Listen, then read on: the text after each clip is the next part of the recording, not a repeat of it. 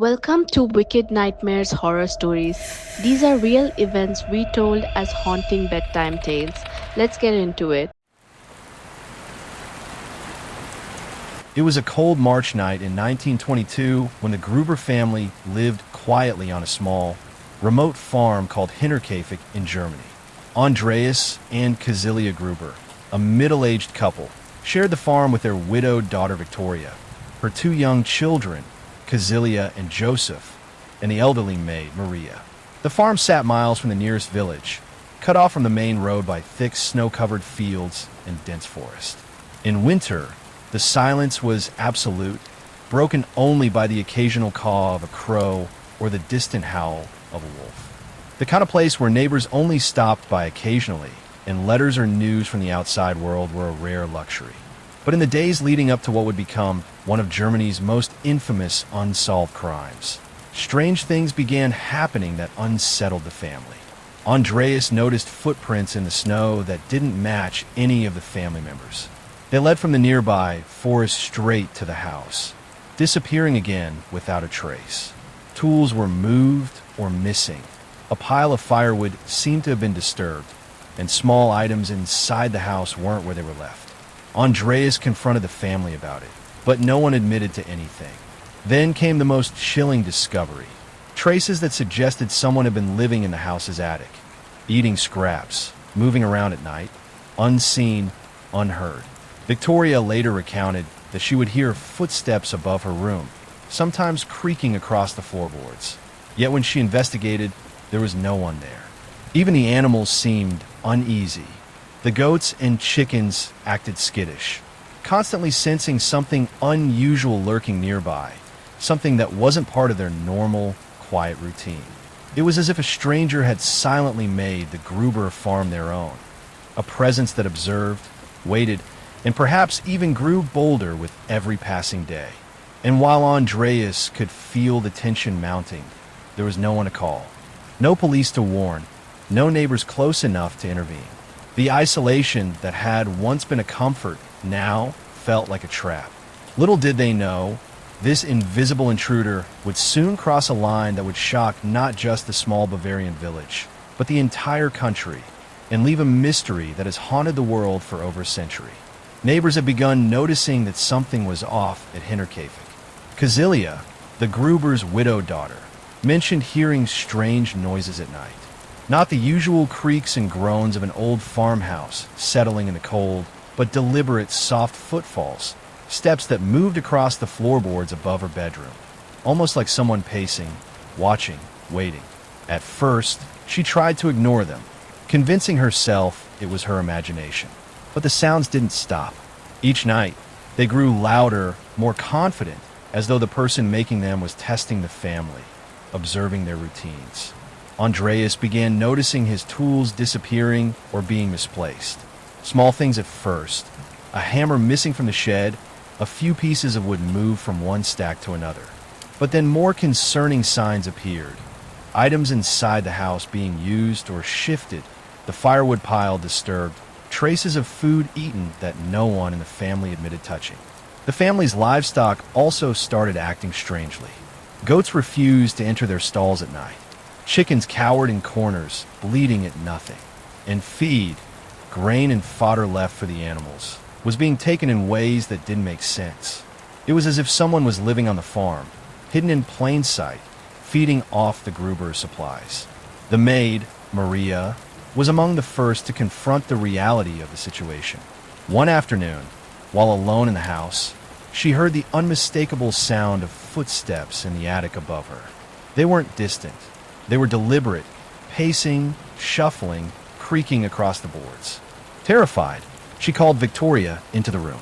"Is anyone else here?" she asked. Victoria's answer was firm. No one. No one was supposed to be there. Yet the sound persisted. Maria began sleeping with a knife by her bed, always on edge, listening for the slightest noise. Andreas, increasingly alarmed, decided it was time to take action. He installed a new lock on the main entrance, certain that would keep out whatever or whoever had been intruding. For a few hours, there was relief. A sense of safety returned, fragile but tangible. He left the farm briefly to run errands in the nearest village, confident that the lock would keep the intruder out. When he returned, the sense of safety evaporated. The lock had been tampered with, scratches on the metal, the latch forced in ways it shouldn't have been. Someone had entered the house while he was gone. Andreas didn't know whether to be furious, terrified, or both. Someone was inside their home, moving freely among the family, unseen but unmistakably present. The idea that a stranger had been living on their property, watching them, waiting, becoming familiar with their routines, was unbearable. Andreas began noticing subtle signs that made the unease worse. Footprints in the snow led to the barn, but never back out. Strange marks on the furniture suggested that someone had been handling things with knowledge of their exact placement. Sometimes he would find small tools or scraps of food left out of place, almost as if the intruder wanted the family to know they were there, taunting them silently. The family began taking precautions. Windows were checked twice, doors bolted, and the animals carefully monitored. But none of it stopped the intruder from moving freely, unseen, almost ghost-like. And it was this growing, unshakable feeling, the sense of being watched, that would define the final days of the Gruber family. Each night, as darkness fell and the wind whipped through the trees, the sound of steps on the attic floorboards would echo in their ears, a constant reminder that the safety of their home was an illusion. The tension in the farmhouse escalated with every creak, every shadow, every missing object. And no one in the village could imagine the horror that was about to unfold. A horror so intimate, so deliberate, that the intruder wouldn't just steal from the Grubers, they would take everything and leave nothing behind but a question that would haunt generations. Who, or what, was living among them in those final days? March 31st, 1922, started like any other cold day on the Hinterkaifeck farm. The snow lay thick over the fields, turning the world into a silent white wasteland. The wind howled through the surrounding forest, rattling the windows and creaking the old beams of the farmhouse. It was the kind of place where every sound echoed, every shadow seemed larger than it was.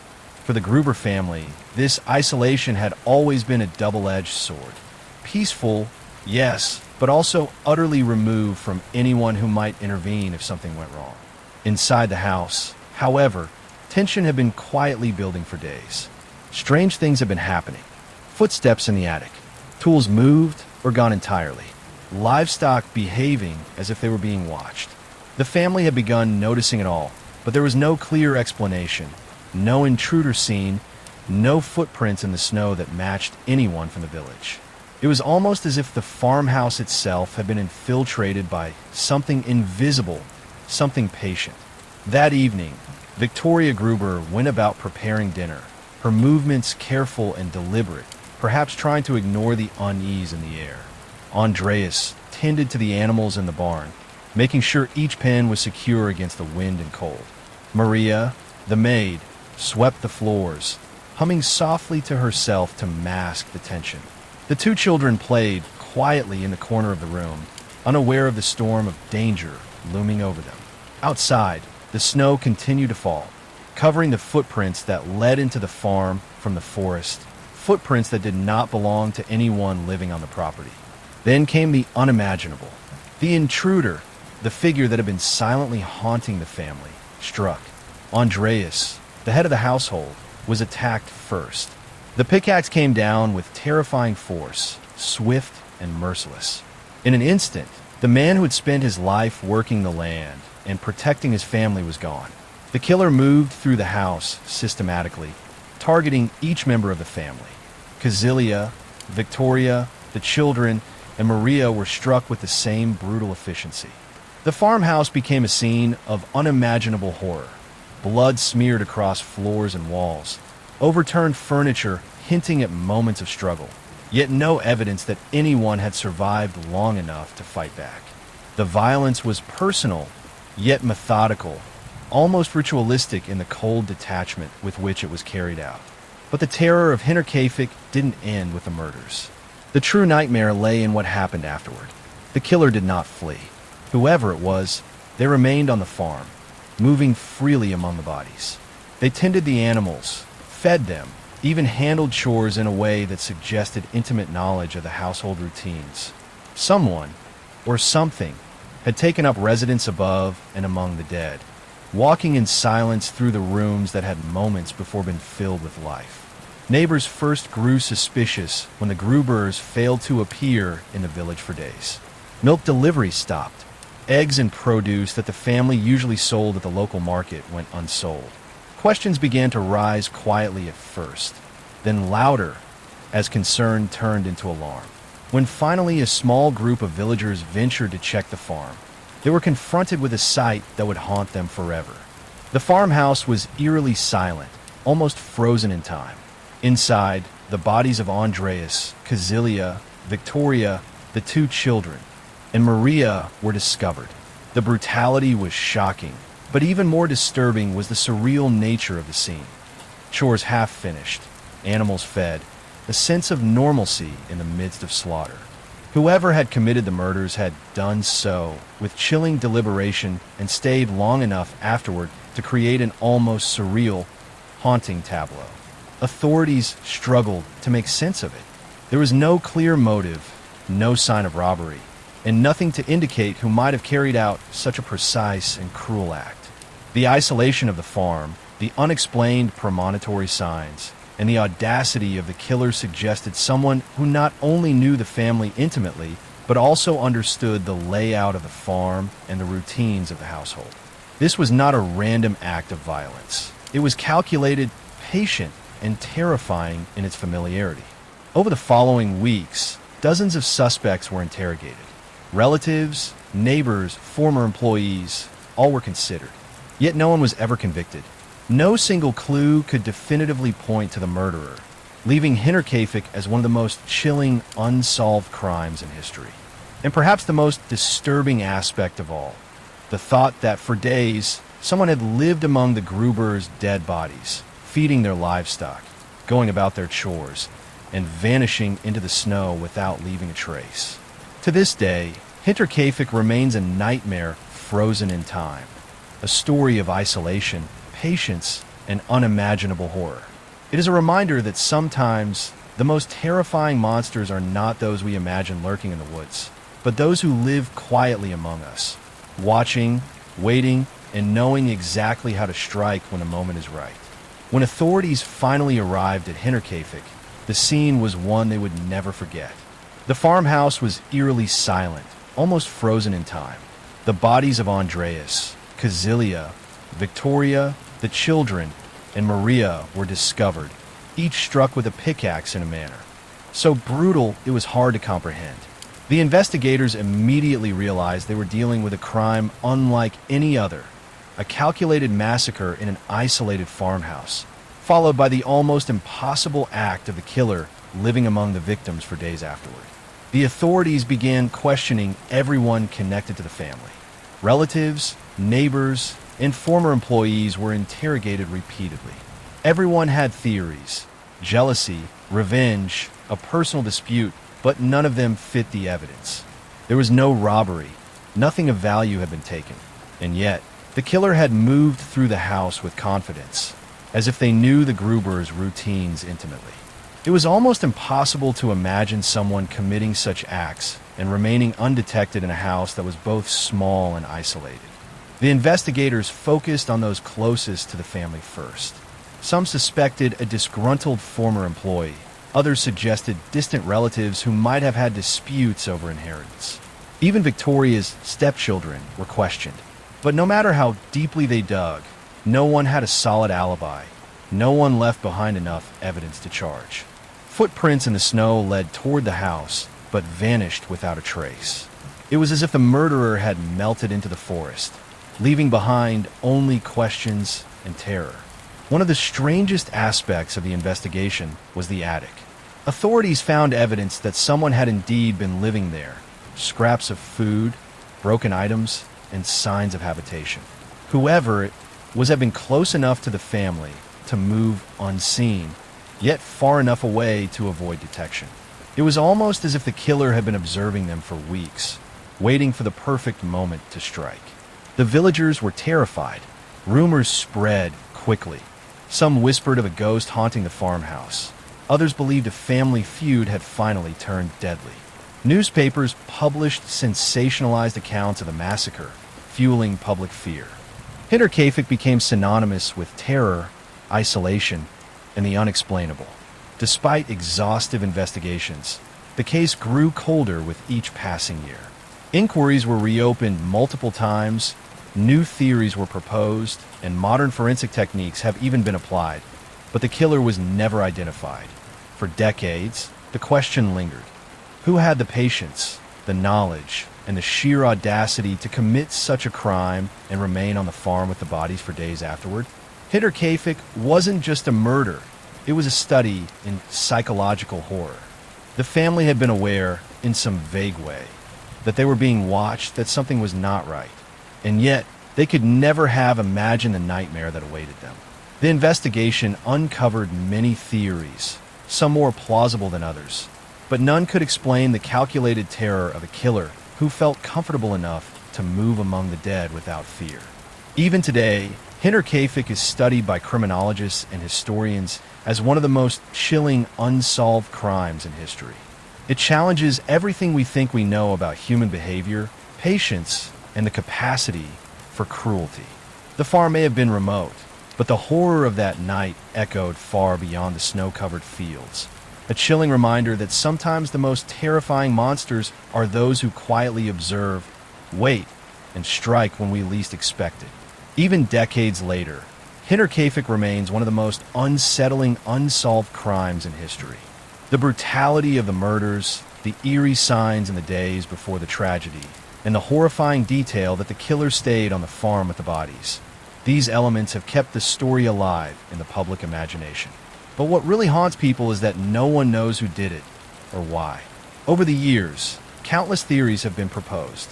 Some investigators suspected a disgruntled former employee, a man named Lorenz Schlittenbauer, who had worked for the family, but was fired years earlier. He reportedly held a grudge, and some evidence suggested he might have had motive. Yet there was never enough proof to link him definitively to the crime.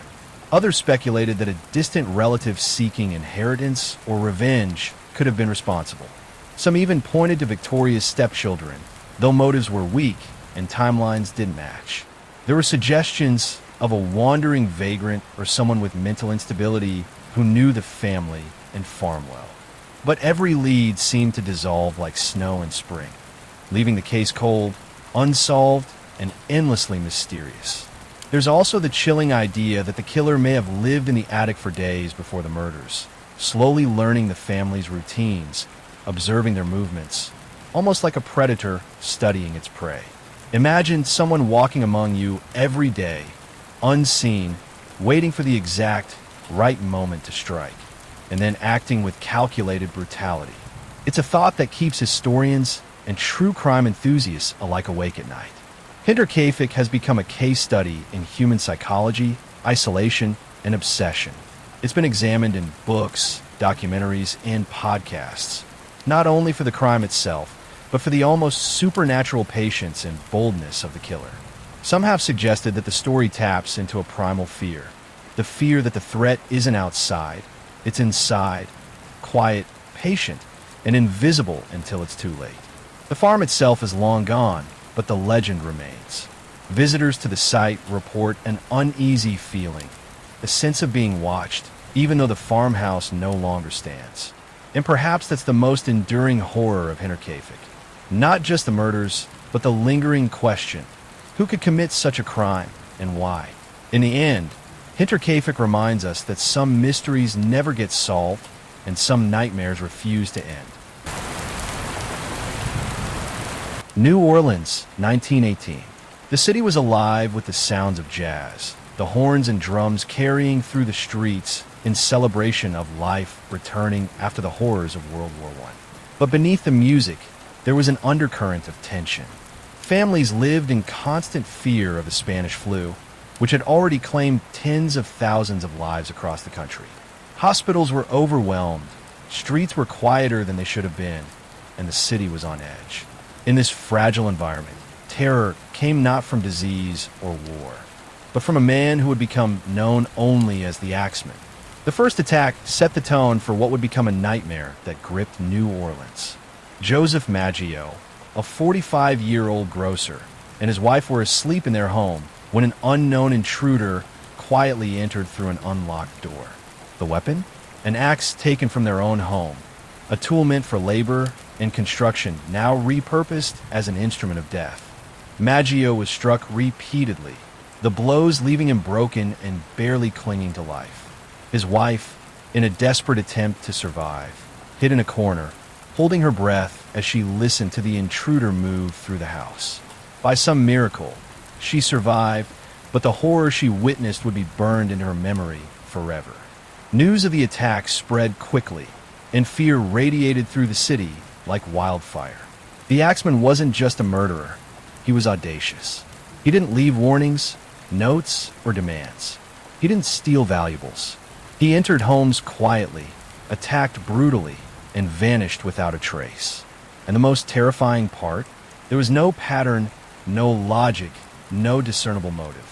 Italian-American families were disproportionately targeted, but the reasons were unclear.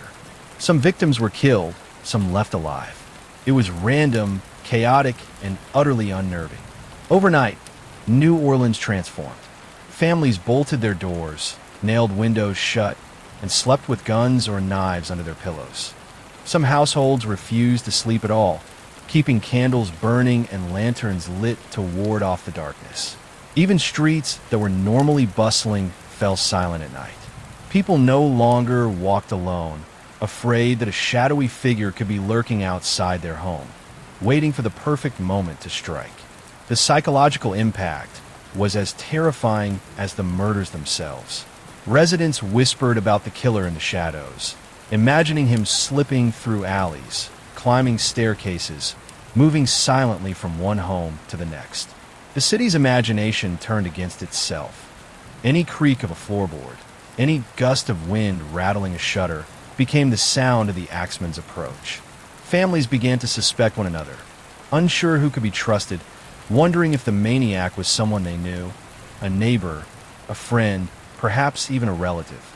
As the attacks continued, the Axeman's signature became clear. He used axes taken from the victims' homes.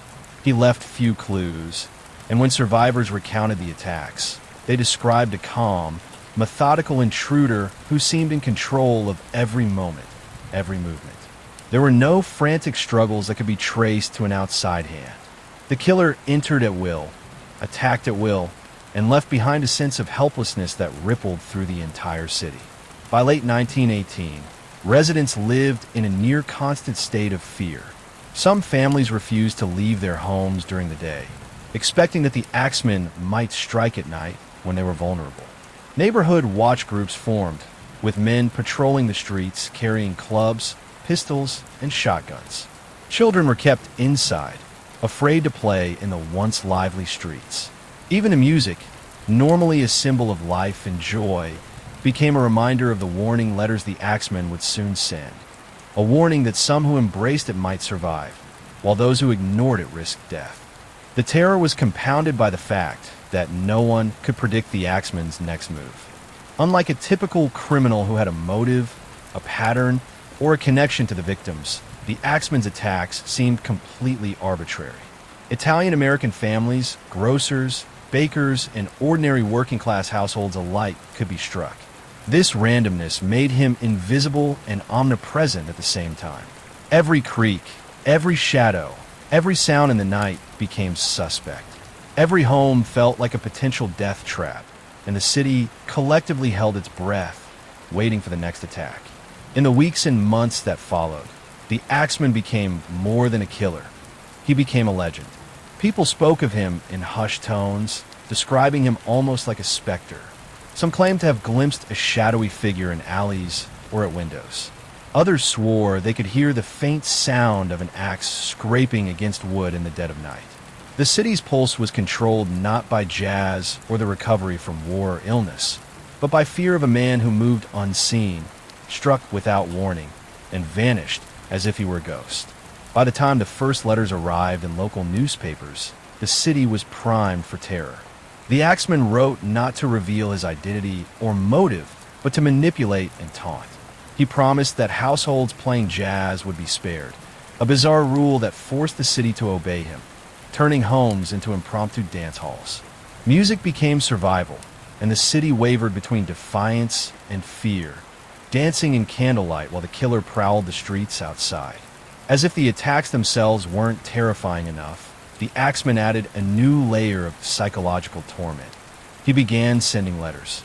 These weren't just threats. They were calculated messages meant to manipulate and instill fear in the city. One infamous letter, printed in the New Orleans Times-Picayune, announced in bold, taunting prose that the killer would spare anyone who played jazz music in their home on a specific night. Imagine receiving a letter like that in 1919. A stranger has already attacked your neighbors, possibly killed them. He knows where you live, and now he's telling you that your survival depends on following his bizarre rule: play jazz or risk being murdered. The absurdity of it didn't reduce the fear, it amplified it. Families who had been surviving through locks, weapons, and watchful eyes now faced a moral and psychological dilemma. To obey might save your life, but it also meant surrendering to the whims of a cold, calculating killer. On the night specified by the Axeman, New Orleans came alive in an eerie way. Homes blared piano, clarinet, and trumpet. Families danced nervously in candlelight, unsure if the music would actually protect them or if it was all a cruel joke. The streets outside were unnervingly quiet, as if the city itself was holding its breath, waiting for the inevitable strike. Neighbors peeked from windows, listening to every note, hoping that the sound of jazz would mask the approach of the intruder, or somehow convince him that the household was safe. Yet the genius and terror of the Axeman was in his unpredictability. He could strike any house, at any time, without warning. The letters suggested a strange game of chance, but no one knew whether he would honor his promises. It was psychological warfare at its most intimate. People weren't just afraid of being killed. They were afraid of not knowing if they would be spared, if their actions could actually influence the killer's next move. Even after that night, the letters continued to arrive. Some were taunting, others cryptic, all designed to keep the city in a state of heightened anxiety. The Axeman had turned fear itself into a weapon. Every knock at the door became a potential death sentence. Every creaking floorboard, every shadow flickering in candlelight, could signal the approach of a man with an axe who had already proven he could enter any home undetected. The city, once vibrant with jazz and celebration, became a place of tension and paranoia. Families double-checked locks, kept doors bolted, and armed themselves in ways they never had before. Children slept in their parents' beds. Neighbors watched each other suspiciously, unsure if someone they knew could be the Axeman in disguise. What made the letters truly horrifying was that they demonstrated the killer's intimate knowledge of human behavior. He understood the fear his words would generate, the way people would obey, the way they would try to manipulate their environment to survive. It wasn't just a murder spree. It was a psychological assault, a campaign of terror that stretched the boundaries of what a community could endure. And through it all, the Axeman remained invisible. No one knew his face, his identity, or his motive. He could be a neighbor, a stranger, a local worker, someone blending into the crowds by day and striking at night. The letters weren't just threats. They were a reminder that the killer was watching, calculating, and always one step ahead. By the time the city stopped dancing, families had internalized a chilling lesson. Fear could be orchestrated, manipulated, and weaponized. The Axeman wasn't just killing with an axe. He was killing with uncertainty, controlling New Orleans not just through violence, but through the mind. By late 1918 and in 1919, New Orleans was gripped by a terror unlike anything the city had ever experienced. The Axeman's attacks continued, and each incident added another layer of fear, confusion, and paranoia. Houses that had once felt safe became potential death traps. Families no longer walked outside at night. The streets, once alive with the sounds of laughter and jazz, fell silent as neighbors peered cautiously through shuttered windows, watching for any sign of a shadow moving through the darkness. The attacks themselves were brutal and chillingly consistent. The axeman typically struck in the early hours of the morning, when victims were asleep and vulnerable. His weapon of choice, always an axe or a hatchet, was often taken from the victims' own homes. It was as if he wanted to make them complicit, to use their own tools of domestic life as instruments of death. He entered quietly, silently, and moved through the house with a calculated precision that made the attacks seem almost premeditated, almost surgical. One of the earliest known victims was Joseph Maggio, who had already survived the first attack on his family. But subsequent attacks, like those on the family of Tony Matrenga, were fatal.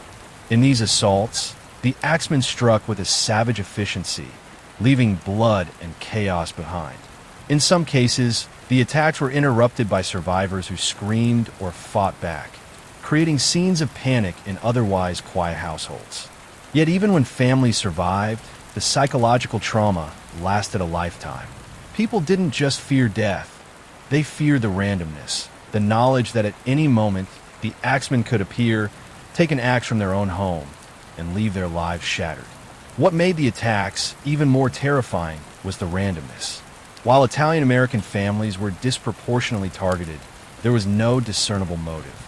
Some households were killed, others spared. Some victims were attacked while alone. Others were assaulted in front of sleeping family members. The axeman's logic, if there was one, was indecipherable. It seemed as though he was choosing his victims arbitrarily, leaving the city desperate to find a pattern that simply didn't exist. Newspapers reported the attacks in gruesome detail, fueling fear and paranoia. Residents began barricading themselves inside their homes, double-checking locks and doors, and keeping weapons at their sides. Families refused to sleep in separate rooms. Children were brought into parents' beds for safety. Neighborhood watch groups formed, patrolling the streets with clubs, pistols, and lanterns, but the axeman always seemed one step ahead. There were no footprints, no witnesses, no leads. He moved through the city like a ghost, entering homes at will and vanishing without leaving a trace. The psychological impact was profound. Every creak of a floorboard, every gust of wind rattling a shutter, every shadow flickering in candlelight could signal the axeman's presence. People began suspecting neighbors, questioning strangers, even doubting their friends and family. Homes that had once been sanctuaries became prisons, and fear became a constant companion. The city's social life was disrupted, its jazz-filled streets quieted, and its residents became prisoners of their own homes. The letters the axeman sent only amplified the terror. By promising to spare those who played jazz, he created a twisted game of obedience. Families held impromptu house parties, playing music through the night in the hope of survival. Some did it out of faith, others out of sheer desperation, while others dared to ignore his warnings, uncertain if the letter was a bluff. In either case, the city was united by fear. Music became survival, and the axeman's power extended beyond the axe itself. He now controlled the very rhythm of New Orleans life. Each new murder drove home a terrifying truth. The axeman was not just a killer. He was a predator, patient, cunning, and almost supernatural in his ability to strike without warning. Residents learned that the killer's true weapon was uncertainty. They did not know when he would strike, whom he would target, or why. They only knew that he could appear anywhere, at any time, and take lives with devastating efficiency. By the spring of 1919, the city was in a constant state of high alert. Families slept in groups, neighbors patrolled together, and every sound in the night became a potential harbinger of death. But even as fear gripped New Orleans, the axeman never struck with a predictable pattern. Each attack reinforced the randomness, the terror, and the mystery. He was untouchable, invisible, and terrifyingly clever. Survivors recounted attacks in whispers, often unable to speak of the horrors they had witnessed. The axeman had entered their homes, moved through their lives, and left them forever changed. Even those who had been spared lived in perpetual anxiety, knowing that their safety was conditional, temporary, and entirely dependent on the whims of a killer they could neither see nor predict.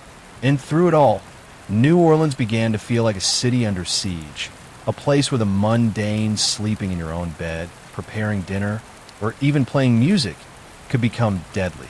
The Axemen had turned fear itself into a weapon, and the city had no choice but to obey. By the time the city realized the full scale of the Axemen's terror, the New Orleans Police Department was under immense pressure. Residents demanded answers, and newspapers printed chilling updates, heightening public fear. Investigators were determined to find the killer, but they quickly discovered that they were dealing with a criminal unlike any they had encountered before. The first challenge was the randomness of the attacks. Italian-American families had been disproportionately targeted, but there was no consistent motive. Some victims were wealthy, others modest. Some had enemies, others none. The lack of pattern left police grasping for leads in the dark. Every home in the city could be the next target, and every resident was a potential victim. The Axeman had turned an entire city into his hunting ground, and he did so with a cunning patience that baffled authorities. Investigators began questioning everyone who might have had access to the neighborhoods, anyone who knew the victims, and anyone who exhibited unusual behavior. Neighbors, friends, employees, and even family members were scrutinized. Some were suspected of personal grudges or vendettas. Others simply seemed like convenient scapegoats. But no one fit the evidence perfectly. Witnesses could provide only vague descriptions of shadowy figure, and the killer's signature, using the victim's own axes, provided almost no forensic evidence. The letters the Axemen sent to newspapers became a central part of the investigation. One of the most famous letters promised that those who played jazz music in their homes on a specific night would be spared. Police debated whether the letter could reveal patterns in the killer's thinking. Was he Italian? Did he know the neighborhoods intimately? Was he psychologically unstable? But even these theories offered little concrete guidance. The Axeman's handwriting was neat, his words calculated, his threats both personal and public. He was a man who understood the power of fear as much as the power of the axe. Some police theorists suggested the killer might be a local laborer, someone familiar with household routines and with access to multiple neighborhoods without attracting attention. Others speculated he could be a transient, traveling from house to house. But this theory conflicted with the letter writing, which implied a degree of permanence and familiarity with the city. Some even suggested organized crime involvement, though no evidence supported it. And yet, for every theory proposed, there was another crime that contradicted it. The Axeman remained elusive, a ghost in plain sight. Newspapers fueled the paranoia. Each new attack was reported with sensational detail, emphasizing the randomness, the brutality, and the impossibility of predicting the next strike. Residents clutched their children at night, peered through windows with flashlights, and locked doors that had never been locked before. Neighborhood watch groups formed, armed with pistols, knives, and clubs, patrolling streets that were empty and silent except for the occasional creak of a shutter or the rustle of leaves. But despite all precautions, the Axeman struck again. The city's defenses seemed meaningless. Psychologists and criminologists who later studied the case highlighted the Axeman's use of terror as a tool. He wasn't just killing for revenge or gain. He was asserting control over the city itself. The letters, the music night, the randomness of the attacks. These were all designed to manipulate the public psyche. Every household that played jazz that fateful night was participating in a dance dictated by the killer, obeying rules imposed by a man they could neither see nor understand. The Axeman had weaponized uncertainty, turning fear into obedience. The investigation produced dozens of suspects over the years. Local men with criminal records, distant acquaintances of victims, and even relatives were questioned repeatedly. Some were released due to lack of evidence. Others were never formally charged. Despite hundreds of pages of testimony, hundreds of hours of police work, and countless theories, no one was ever definitively linked to the murders. The city, law enforcement, and historians alike were left with one chilling truth. The Axeman might never be caught. Some theorists have speculated about the killer's identity even a century later. Could he have been someone deeply embedded in the community, a a man whose daily life allowed him to move freely among residents without suspicion? Could he have been mentally unstable, driven by compulsions no one could understand? Or was he simply an opportunist who understood the power of fear, manipulating an entire city with letters, music, and murder? All remain possibilities, and none can be proven. Perhaps the most terrifying aspect of the investigation is what it reveals about fear itself. The Axeman didn't just kill with an axe. He killed with unpredictability, uncertainty, and psychological terror. Residents didn't just fear death, they feared the unknown, the invisible, the possibility that someone could enter their home, strike at will, and vanish without leaving a trace. He transformed New Orleans into a city where safety was illusory, and every creak, every shadow, every sound in the night could signal the approach of a killer who understood human behavior better than anyone else. The Axeman's investigation left a lasting legacy in criminal profiling. Modern criminologists study the case as an example of how a murderer can manipulate entire communities psychologically, how randomness can be as terrifying as violence, and how terror can extend far beyond a single act of murder. It's a case that reminds us that sometimes the greatest weapon a killer possesses is not a knife, a gun, or an axe, but the ability to control fear itself. By 1919, the Axeman had vanished as suddenly as he appeared. The attacks stopped, the letters ceased, and New Orleans slowly began to breathe again. But the city was forever changed. Families would never feel completely safe in their homes, and the terror he had sown lingered long after his last strike. The Axeman was never caught. His identity remains a mystery, debated for over a century. Was he a local laborer, a transient, mentally unbalanced, or simply cunning? No one knows. What is certain is the psychological terror he inflicted, turning an entire city into a house of fear, manipulating residents with letters, music, and unpredictability. The legend of the Axeman lives on. Jazz clubs still whisper his name, books recount the murders, and true crime enthusiasts marvel at his audacity. He wasn't just a killer. He was a master of fear, a reminder that sometimes the most terrifying threats aren't visible. They're the ones who move silently among us, shaping our lives with uncertainty until it's too late. That was another real bedtime story from Wicked Nightmares Horror Stories. Make sure you subscribe so you don't miss what comes next.